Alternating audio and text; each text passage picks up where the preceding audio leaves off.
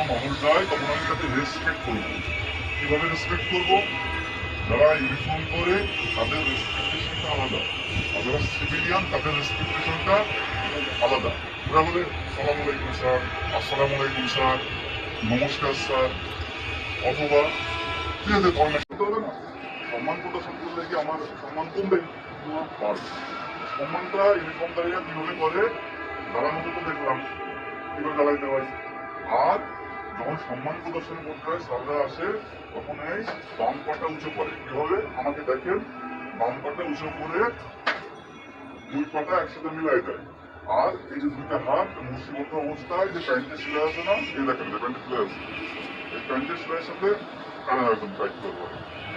করার পরে এই ডান হাতটা দিয়ে সুন্দর করে একটা ফুল করবে। চোখের কোনা বরাবর আঙুল, ঠিক আছে? দিয়ে মুখে বলে আসসালামু আলাইকুম স্যার, বলে হাতটা নামাই। একদম শিখলাম আরামে দাঁড়ানো। তারপর কি শিখলাম? এই সাবধান। সাবধানের পরে কি শিখছি? সালাম দেওয়া, দাম দেওয়া। ঠিক আছে?